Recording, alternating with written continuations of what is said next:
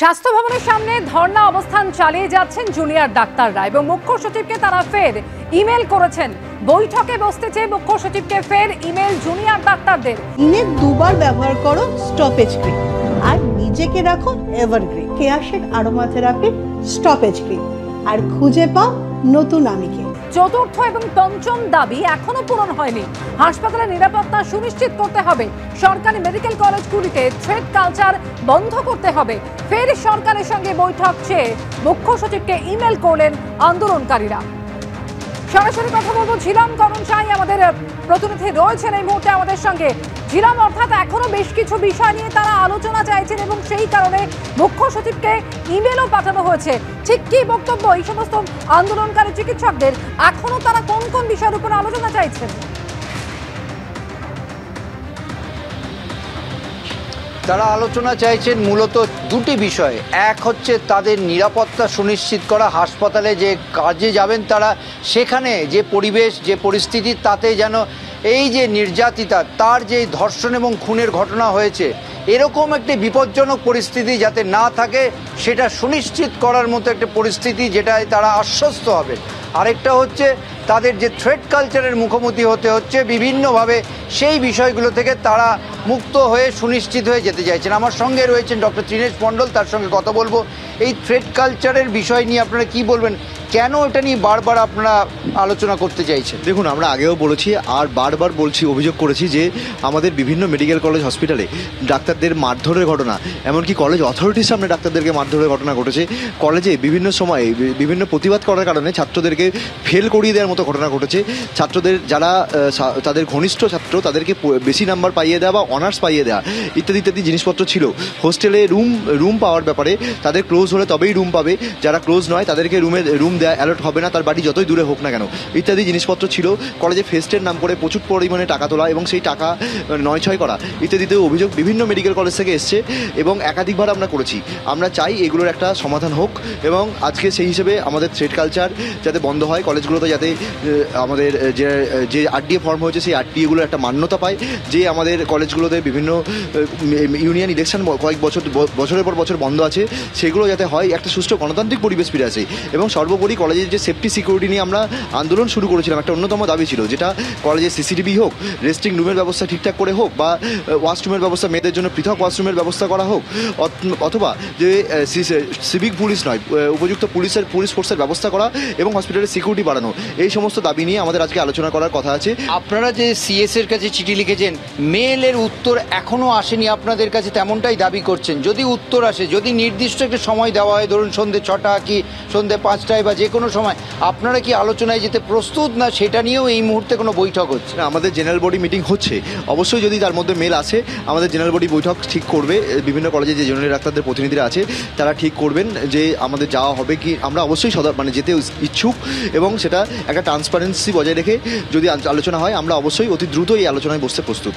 Transparency রেখে যদি বৈঠক হয় তারা আজকেই বৈঠকে বসতে প্রস্তুত, কারণ যে ইমেল করা হয়েছে সেই ইমেলে স্পষ্ট তারা উল্লেখ করেছেন যে স্পেশাল টাস্ক ফোর্স যেটা চিফ সেক্রেটারির নেতৃত্বে গঠিত হওয়ার কথা, সেই স্পেশাল টাস্ক ফোর্সের বৈঠকে তারা আজকে আলোচনা করতে চান এবং যত দ্রুত সম্ভব সেই আলোচনা করতে চান। এবং চিকিৎসক যারা রয়েছেন তাদের সঙ্গে আরেকবার কথা বলবো। আপনারা এই ধরুন মেল এলো, আলোচনা করলেন, আপনারা কাজে ফিরতে যাওয়ার ব্যাপারে কোনো সিদ্ধান্ত বা কোনো ভাবনা চিন্তা করছেন? কারণ সিজ ওয়ার্ক চলছে এবং আপনাদের যে কাজে যোগ দিলে আপনারা যেটা শিখতে চাইছেন বা রোগী পরিষেবায় যে পরিষেবাটায় সিনিয়ররা বাড়তি চাপ নিচ্ছে সামাল দিচ্ছে, সেটার ক্ষেত্রে আপনাদের যোগদান নিয়ে কোনো আলোচনা ভাবনা চিন্তা কিছু বলছেন? হ্যাঁ, আমাদের যে মিটিং হচ্ছে সেই মিটিংয়ে সবসময়ই এই আলোচনাটা চলছে। আমাদেরকে এতদিন ধরে সিনিয়র ডাক্তাররা যেভাবে সাপোর্ট করে এসেছেন, যেভাবে নিজেদের সব কাজ নিজেদের ঘাড়ে নিয়ে নিয়েছেন, তাদেরকে কুর্নিশ জানাই। আমরা অবশ্যই কাজে ফিরতে চাই এবং একটা সুস্থ গণতান্ত্রিক পরিবেশে কাজে ফিরতে চাই।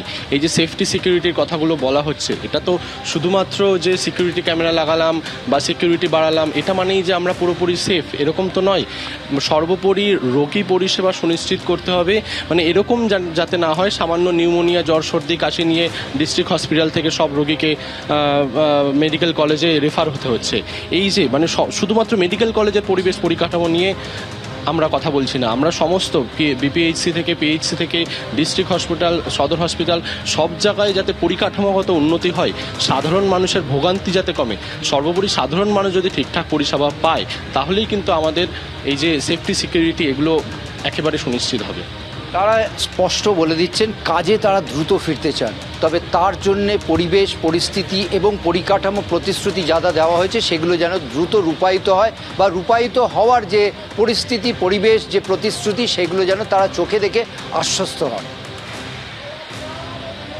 একেবারে, অর্থাৎ আরো নির্দিষ্ট তাদের দাবি কিছু রয়েছে এবং যে দাবির উপরে তারা এখনো আলোচনা চাইছেন, এবং আলোচনা চেয়ে ফের মুখ্য সচিবকে একটি ইমেলও করা হয়েছে। সিনিয়র চিকিৎসকেরা ঠিক কি বলছেন এই নিয়ে রাখবো আপনাদের সামনে। স্লোগান যেটা দিয়ে আন্দোলনটা ওখানে শুরু হয়েছে তো স্বাস্থ্য ভবনের সামনে, সেটা হচ্ছে সাফাই অভিযান। যা সাফাই অভিযান হয়েছে সেই সাফাই অভিযান হচ্ছে যে যা চায় তার ওই 5% 10% বলতে পারেন। ওখানে যারা যে বিষয়গুলো উঠে এসছে, থ্রেড কালচার, থ্রেড সিন্ডিকেট, যে বিষয়গুলো উঠে এসছে, যে দুর্নীতির আঁতুড়ঘর, এবং সবাইটাকে সব ক্ষেত্রগুলোকেই সাফাই করার দরকার। তার মধ্যে স্বাস্থ্য ভবন যেমন আছে, তেমন মধ্যে ওয়েস্ট বেঙ্গল মেডিকেল কাউন্সিল আছে, তার মধ্যে West Bengal health recruitment board আছে, তার সঙ্গে university of the health science আছে। থ্রেড কালচারের আঁতুড়ঘর ওয়েস্ট বেঙ্গল মেডিকেল কাউন্সিল, এবং যদি বলেন যে West Bengal health recruitment board, সেটা হচ্ছে দুর্নীতির আঁতুড়ঘর, এবং একই সঙ্গে West Bengal university of the health science, সে হচ্ছে ওই এক্সাম মাফিয়া, তারও আঁতুড়ঘর বা একদম এপিসেন্টারে পরিণত হয়েছে। এবং সেখানে সবাই যারা বসে আছে তাদের মধ্যে ওই তথাকথিত মানে মাথায় যারা বসে আছে তারা অভিযুক্ত হয়েছে এই ভয়ঙ্কর ঘৃণ্য কেসে। ফলে সাফাই অভিযান শুরু হয়েছে, সাফাই অভিযান শেষ হয়নি, এটা এক। দুই হচ্ছে তাদের যে ডিমান্ডগুলো ছিল সেই ডিমান্ডগুলোর মধ্যে যেটুকু মানে সরকার এখনো পর্যন্ত মানে কার্যকর করেছে সেটাও সাফিসিয়েন্ট নয়।